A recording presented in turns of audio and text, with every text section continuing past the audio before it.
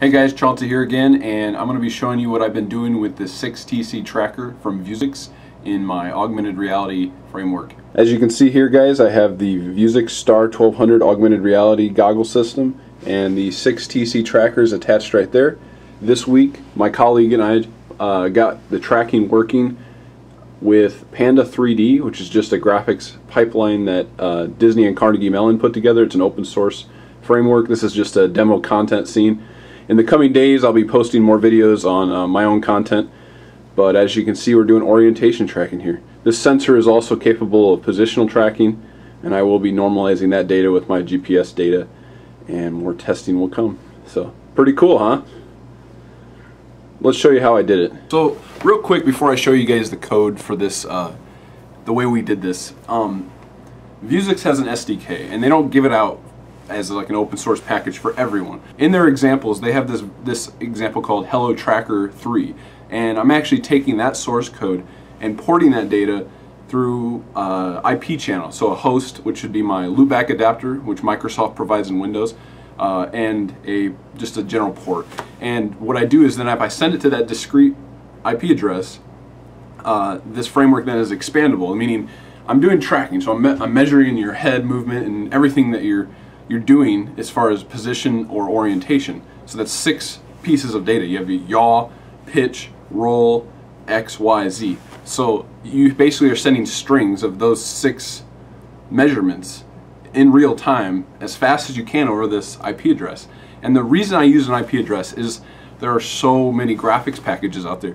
You know, people have preferences on whether they like to use Python, so you could use like Panda, or you don't even want to use code, you just want to use a GUI, so you could use like something like Virtuals. Or there are people out there that love gaming GUIs, so they use like UDK, Unreal Development. If you send your tracking over a discrete IP address, like a UDP protocol address, which the other protocols are, well, TCP, and you do it like that, then any graphics package can read that and use it, because it's pretty much just read-only string data. And from then, you have the potential to use any graphics package. So that's what I was trying to get at. So I'm going to show you the source code here. I'm actually going to put just my little snippet that I added in the bottom, the description box below. I won't be releasing my entire source code to download yet. I'm going to keep working on it a little bit, and I'm probably going to send a message to Vuzix to let them know what I did, and then yeah, I'll have more examples for you guys here coming in the future. I actually want to get outside and start doing some content outside. That's the exciting part of this project for me. Okay, so let's take a look at the code. As you can see here, I've got an app that's running that's actually measuring all this data, tracking data for the yaw, pitch, roll, and XYZ there at the top. And this is all the other data. Now this dialog box that's up here called Hello Tracker is actually something that Vuzix gives you as an example. But what I did was I added this area here called My String Data, and basically that is just 6 different areas delimited by spaces, so like there's a space in between each. So this first one is yaw, which correlates to up here. If you notice, that number is about 7,000 something. Well, we've converted it into degrees down here.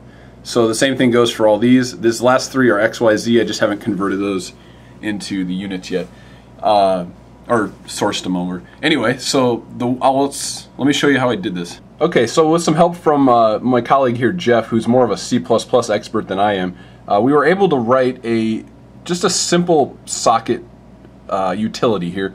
Pretty much all it does is take the data that's coming from the Vuzix SDK here, I think it's these up there, and we ported it into just a single variable that has quite a bit of size to it, but I mean it's just a string. It's just, we did 255 characters, and then I put this all together, and all this does is convert the data into a single string and then sends it over this loopback adapter IP address.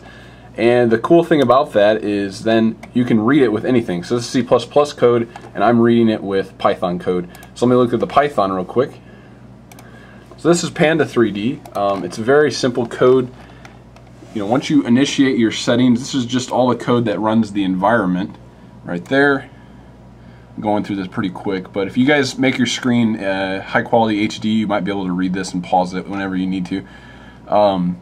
here's where I define the camera, and within the camera is when I'm defining where the camera is. And the way I figure out where the camera is I'm reading from the same exact IP address and port that I'm sending in C++, and I take that data in, and luckily Python is a really good string processing language, and we split it and we use all the different data here. So we got pitch, roll, heading, which heading and yaw are the same thing, and then X, Y, Z. So I can take all that data, port it into my camera's position, and there we go. Camera, set camera position, and well, that's the position. We need orientation. So set camera HPR, that stands for heading, pitch, and roll, and then there's my variables, and the camera moves as you saw.